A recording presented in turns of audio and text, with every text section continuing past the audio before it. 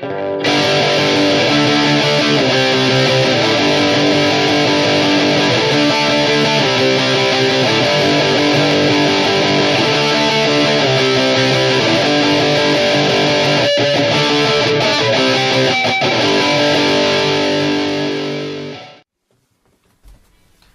everyone, welcome back to my channel and welcome back to this week's lesson. We're going to go ahead and start with the final mode of the C major scale. Holy cow, I know, it's been almost 2 months of this. And you know what, it's a lot of stuff. You know, there's a lot going on here. We're learning 7 modes. We're learning how to use 2 and 3 fingers in different successions, different patterns, and we're learning where we can play all over different areas of the neck. So what we've been doing is we've been putting together tiny little bits and pieces that show us where we can play notes that are in a particular tuning all over, and eventually we're going to be able to put this together into one big idea. And the big idea is going to allow us to make our own music. So to get started on this week's lesson, we're going into the 7th mode. And the 7th mode is called the B Locrian mode.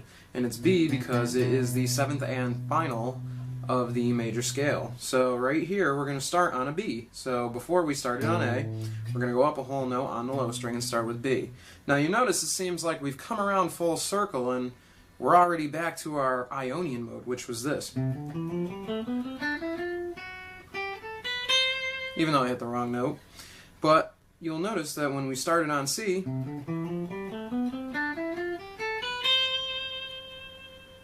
and we ended right there, that's our Ionian mode. So honestly, it's very similar to the Phrygian and Lydian modes up here, where with Phrygian we started right here on 12 and went 12, 13, 15. And then with Lydian we went and started on the 13, went 13, 15. It was the same exact pattern, just our starting and stopping notes were different. And that concept holds true here when you're doing your major scale.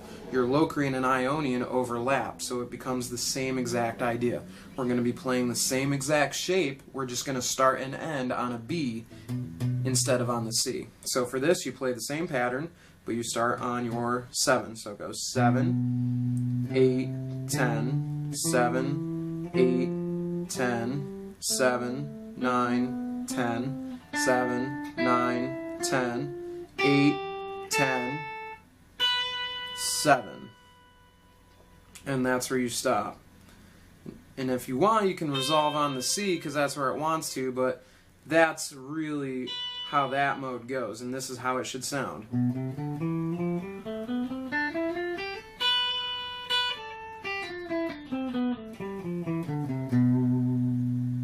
And you feel that pull too, even though we're stopping on the B note, you feel it want to pull.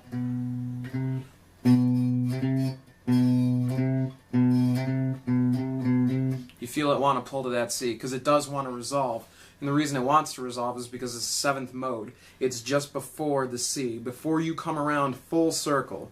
So if you think of a complete circle as being like this, and this is the C note, and this is the B note, and there's this tiny little gap. It's so close, you just kind of want to close that gap. So if you're on the B note, you really just want to be able to close that gap. And you'll hear that in the music that we're playing, because when we go,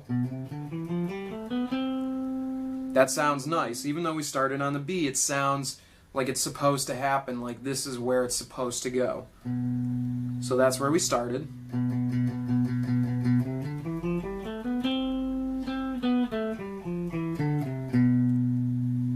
And that's the B note, but it sounds like it wants to go. And that's because this B Locrian is in the key of C.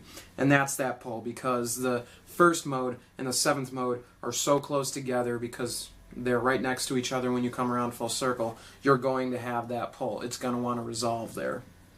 So again, just to go over that, it's 7, 8, 10, 7, 8, 10, 7, 9, 10, 7, 9, 10, 8, 10, 7.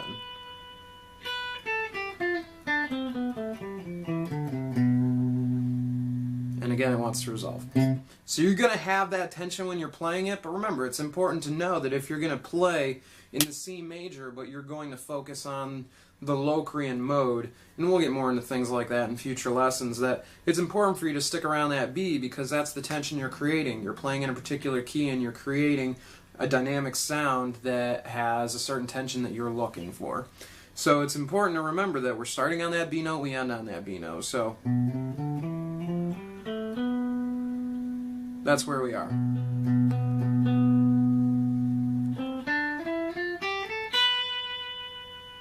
So again, when we're doing this, when we want to go up the strings, we start with an upstroke, and when we want to go down the strings, we start with a downstroke. So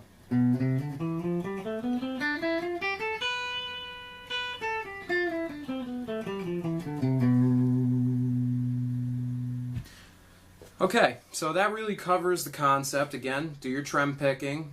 Remember to alternate pick up and down. Remember to go up and down all the different strings. And remember to start and stop on the appropriate note. The reason you're learning the different modes is to know what the starting note is, the root note of that mode, and you already know what the root scale is. The root scale is C major, so it's important to know the root note of the mode you're playing. That way it will help you tell what key you're playing in and where you can go from there. So if you know you were playing an A Aeolian and you know you're playing in a major scale, then you know a next step up is going to be your B Locrian. So now you know the mode that you're going to play and where that starts.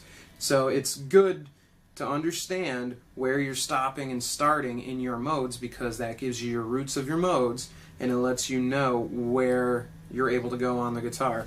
And that's not to say that you couldn't play notes that are out of key, but you need to know how to play in key first to know how to play intelligently out of key, because there are notes that you can use for tension. There's suspended notes and diminished notes, diminished chords, augmented notes. There's a lot of different things that you'll learn about in future lessons, but those are the kinds of things that you can only understand and properly use once you understand how the original scales work together. So go ahead and practice that 7th mode. If you have any questions, let me know, but this really wraps it up for the major scale. So next week's lesson is going to be a lesson on how these all kind of tie together, and I'll give you some examples of how you can combine those together and make some of your own music. So stay tuned for next week's lesson, and I'll give you a little snippet of how this all ties together. Thanks for watching. Take care.